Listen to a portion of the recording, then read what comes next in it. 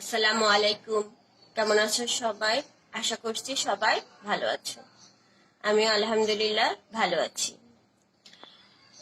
তোমাদের কতদিন আমি ভরবেগের সংরক্ষণশীলতার সূত্রটা শিখিয়েছিলাম। আজকে বাদ বাকি অংশ শিখাবো। শক্তির সংরক্ষণশীলতার সূত্রটা শিখাবো। নিউটনের তৃতীয় সূত্রের প্রয়োগ দেখব এবং বিভিন্ন ধরনের বলের সংজ্ঞা শিখব। আসো আমরা পড়াই যাই। শক্তির সংরক্ষণশীলতা সূত্রটা আরেকবার একটু রিভিশন করে আসি যে বাইরে থেকে কোনো বল প্রয়োগ না করা হলে সংঘর্ষের আগে মোট ভরবেগ এবং সংঘর্ষের পরের মোট ভরবেগ সমান হবে। সূত্রটা আরেকবার একটু বুঝে নিই, কারণ এই সূত্র দিয়ে আমাদের অঙ্ক আসবে। এই বস্তুটার ভর m1 এবং এর আদিবেগ u1 এবং আরেকটা বস্তু একই সরলরেখা বরাবর যাচ্ছে। এই বস্তুটার বেগ u2 এবং ভর m2। তাহলে এই সংঘর্ষের আগে বস্তু দুইটির মোট ভরবেগ কত ছিল? এই m1 ভরের বস্তুর ভরবেগ ছিল m1 u1 এবং m2 ভরের বস্তুর ভরবেগ ছিল m2 u2। তাহলে মোট ভরবেগ কত হলো? m1 u1 যোগ m2 u2। এখন যদি সংঘর্ষ হয়, যদি u1 বেশি হয়, একটা সময় m1 ভরের বস্তু m2 বস্তু ভরের উপর বল প্রয়োগ করবে, মানে পিছনের দিক থেকে ধাক্কা দিবে, তার মানে সংঘর্ষ হবে। তখন m1 বস্তুর বেগও পাল্টে যাবে, m2 বস্তুর বেগও পাল্টে যাবে। মনে করলাম যে m1 বস্তুর বেগ হলো v1 এবং m2 বস্তুর বেগ হলো v2। তাহলে এই বস্তুটার শেষ ভরবেগ কত হবে? m1 v1 এবং এই বস্তুটার m2 ভরের বস্তুর শেষ ভরবেগ কত হবে? m2 v2 এবং মোট ভরবেগ কতটুকু হবে? m1 v1 যোগ m2 v2। এখন ভরবেগের সংরক্ষণ সূত্র অনুসারে বলছে যে m1 u1 যোগ m2 u2 equal to m1 v1 যোগ m2 v2। এই সূত্রটা কিন্তু আমাদের খুব ইম্পর্টেন্ট। এই সূত্রটা দিয়ে আমাদের অঙ্ক আসে। এখন পাঁচটা রাশি দেয়া থাকবে। এখানে দেখো মোট 6টা রাশি আছে। m1 m2 দুইটা, u1 u2 আর দুইটা, 4টা হলো v1 v2, মোট হলো 6টা। এই 6টা রাশির মধ্যে যে কোনো একটা রাশি দিবে না, হয়তো শেষ বেগ দিবে না, প্রথম বস্তু শেষ বেগ দিবে না, বলবে যে শেষ বেগ বের করো। তাহলে আমাদের এই সূত্রটা অনেক ইম্পর্টেন্ট। এই সূত্রটা দিয়ে আমাদের ম্যাক্সিমাম অঙ্ক আসে। এরপরে আসো আমরা এখান থেকে শক্তি সংরক্ষণশীলতা সূত্র শিখবো। যদিও শক্তি সংরক্ষণশীলতা সূত্র আমাদের শক্তি সম্বন্ধে 4 অধ্যায় আলোচনা করা আছে, কিন্তু এখানেও আমাদের কিছুটা প্রশ্ন আছে, কিছুটা আলোচনা করা আছে। শক্তি কি? এখানে আসলে গতি শক্তিটা শিখতে হবে। গতি শক্তি হচ্ছে একটা বস্তুর ভর তার বেগের স্কোয়ার করে তার সাথে হাফ গুণ, তার মানে গতি শক্তি দাঁড়ালো হাফ ইন্টু ভর গুণ বেগের স্কোয়ার। এখন এই বস্তুটা প্রথম বস্তু সংঘর্ষের আগে প্রথম বস্তুটার ভর ছিল m1 এবং এর আদিবেগ ছিল u1। তাহলে প্রথম বস্তুটার গতিশক্তি কত হবে? Half m1 u1 square. আবার বলছে আমি প্রথম বস্তুটার গতিশক্তি হবে হাফ ভর মানে m1 গুণ আর ওর বেগ ছিল u1, তার মানে u1 এর স্কোয়ার। এবং দ্বিতীয় বস্তুটার গতিশক্তি কত হবে? Half m2 u2 square. তাহলে সংঘর্ষের আগের মোট গতিশক্তি কত হবে? হাফ m1 u1 স্কোয়ার যোগ হাফ m2 u2 স্কোয়ার, মোট গতিশক্তি। এখন সংঘর্ষের পরের মোট গতিশক্তি কত? দেখো প্রথম বস্তুটার শেষ গতিশক্তি কত হবে? হাফ m1 v1 স্কোয়ার এবং দ্বিতীয় বস্তুটার গতিশক্তি হবে হাফ m2 v2 স্কোয়ার। তাহলে মোট গতিশক্তি কত হবে? হাফ m1 v1 স্কোয়ার যোগ হাফ m2 v2 স্কোয়ার। এখন শক্তি সংরক্ষণশীলতা বা নিত্যতা সূত্র অনুসারে সংঘর্ষের আগের মোট শক্তি এবং সংঘর্ষের পরের মোট শক্তি সমান হবে। আমি আবার বলছি, শক্তি সংরক্ষণশীলতা বা নিত্যতা সূত্র অনুসারে সংঘর্ষের আগের মোট শক্তি এবং সংঘর্ষের পরের মোট শক্তি সমান হবে। আর যদি শক্তি নিত্যতা সূত্র মেনে চলে, যে সংঘর্ষে শক্তি নিত্যতা সূত্র মেনে চলবে সেই সংঘর্ষকে বলা হবে স্থিতিস্থাপক সংঘর্ষ। বুঝেছো?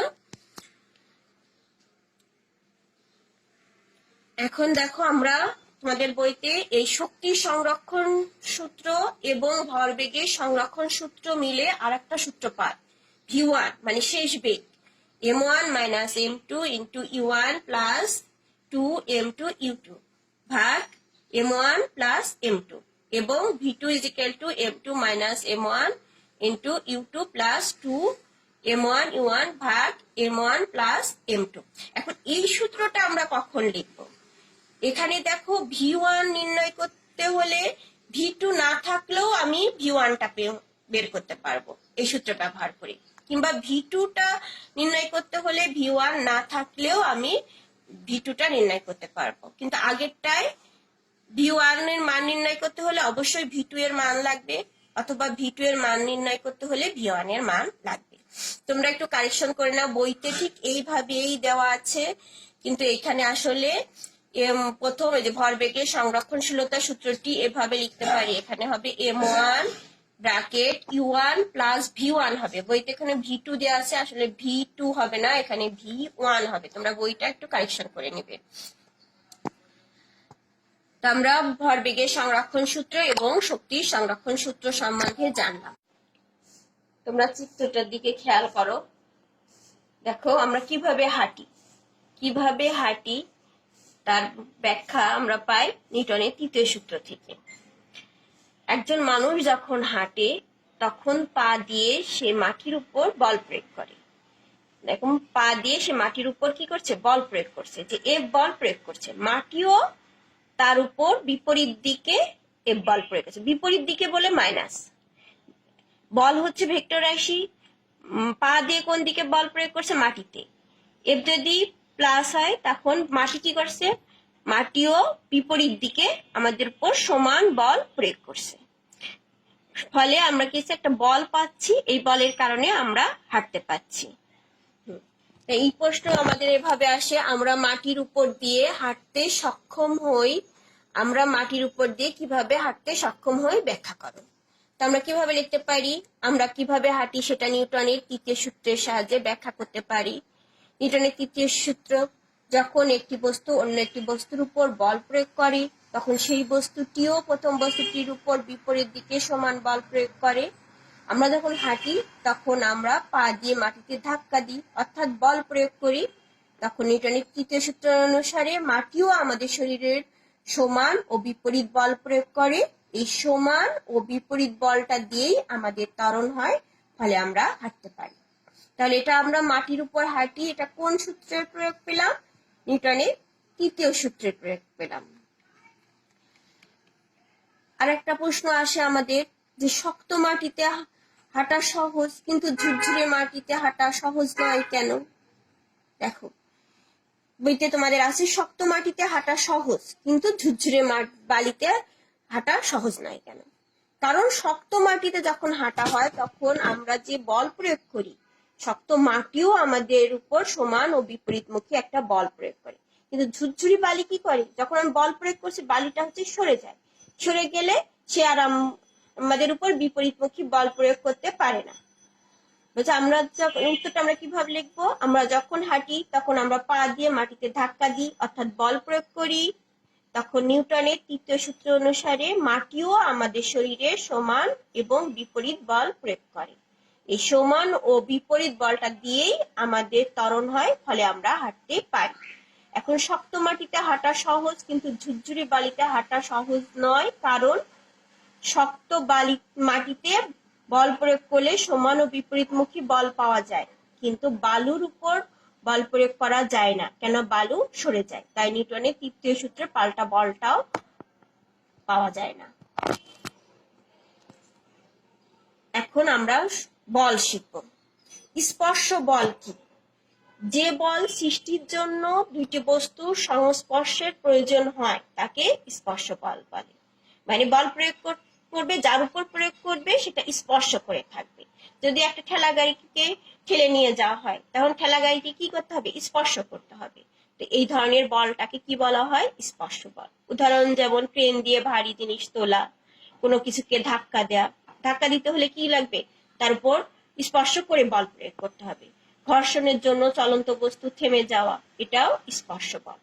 আর অস্পর্শ বল কাকে বলে, যে বল সৃষ্টির জন্য দুইটি বস্তুর সংস্পর্শের প্রয়োজন হয় না, তাকে অস্পর্শ বল বলে। যেমন মহাকর্ষ বল।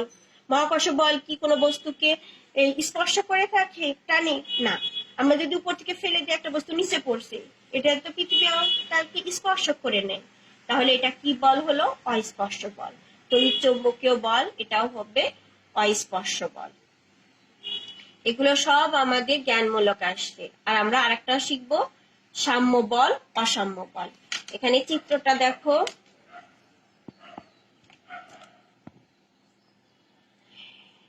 এখানে কি করছে, দুই দল মানুষ হচ্ছে একটা রশিকে টানছে, কিন্তু রশির মাঝখানে একটা কি আছে, কাপড় দেওয়া আছে। এই কাপড়টা কোনো দিকেও যাচ্ছে না, ঠিক মাঝখানেই আছে।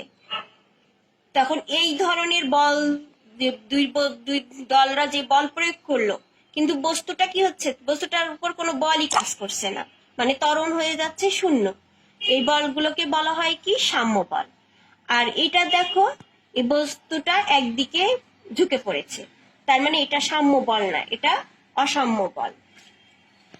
আমরা সংজ্ঞায় আসি, সাম্য বল কাকে বলে, দুই বা ততোধিক বল একটি বস্তুর উপর প্রয়োগ করার পর বলগুলোর সম্মিলিত লব্ধি যদি শূন্য হয়, তাহলে বস্তুটি সাম্য অবস্থায় আছে। যে বলগুলো এই সাম্য অবস্থা সৃষ্টি করে তাকে কি বলা হয়, সাম্য বল বলে। দেখো এখানে চিত্রটাও, এই চিত্রটা সাম্য বল। এখানে এই বস্তুটার ওজন নিচের দিকে আর সুতার টান উপরের দিকে, দুইটা টানছে, কিন্তু এই বস্তুটা ঠিক মাঝখানে আছে। এই বলটাকে কোন বল বলা হবে, সাম্য বল।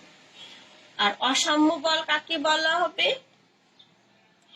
দুই বা ততোধিক বল একটি বস্তুর উপর প্রয়োগ করার পর বলগুলোর সম্মিলিত লব্ধি যদি শূন্য না হয়, অর্থাৎ যদি কোনো নির্দিষ্ট দিকে বস্তুটির ত্বরণ থাকে, তবে উক্ত বলগুলোকে বলা হবে অসাম্য বল বলা হবে। এই চিত্রটা হচ্ছে কেমন বলের উদাহরণ, অসাম্য বল। এখানে দেখুন ডাব্লিউ এবং টি একদম বিপরীত দিকে নেয়, তাই এটা হচ্ছে অসাম্য বল। আবার এই চিত্রটা দেখো, বুঝে নাও, এটা হচ্ছে সাম্য বল। দুইটা বল এই বস্তুটার উপর ক্রিয়া করছে, কিন্তু এইটা কোনো দিকে হেলে পড়ছে না, যেমন আছে তেমনই থাকছে, তাহলে এটা হবে সাম্য বল আর এটা হবে অসাম্য বল। তাহলে আমরা সাম্য বল অসাম্য বল বুঝেছি। আমরা এখন আজকে আমরা কি কি পড়লাম, নিউটনের তৃতীয় সূত্র থেকে কিভাবে হাঁটার ব্যাখ্যা করা যায় এটা শিখলাম, ভরবেগের সংরক্ষণ সূত্র পড়লাম, হচ্ছে নিত্যতা সূত্র, শক্তি নিত্যতা সূত্র পড়লাম। তাহলে আমাদের হোমওয়ার্ক থাকবে এই বিভিন্ন ধরনের বলের সংজ্ঞা, ভরবেগের সংরক্ষণ সূত্রটা মুখস্থ করবে। এটা দিয়ে কিন্তু আমাদের অঙ্ক আসে। এবং মেঝেতে সাবান, পানি বা তেল দিয়ে মসৃণ করলে হাঁটা যায় না কেন, ব্যাখ্যা করো। এটা এই ধরনের প্রশ্ন আমাদের অনুধাবনমূলক প্রশ্ন আসে।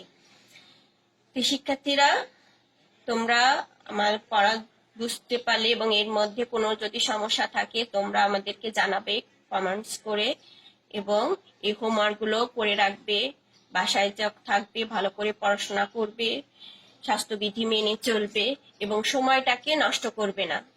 যতটুকু সময় পাবে ততটুকু সময় কাজে লাগাবে। আমরা এবং এই সময়টাকে আমরা আমাদের ধর্মগ্রন্থ পড়তে পারি, আমরা যে যে ধর্মেরই আছি সেই ধর্মেরই ধর্মগ্রন্থটা ভালো করে পড়তে পারি, এই সময়টাকে আমরা কাজে লাগাতে পারি এইভাবে। এবং আমরা সবার জন্য দোয়া করবো যেন আমাদের উপর থেকে আমাদের বিপদটা কেটে যায়। আচ্ছা, আজকে এই পর্যন্তই। আল্লাহ হাফিজ।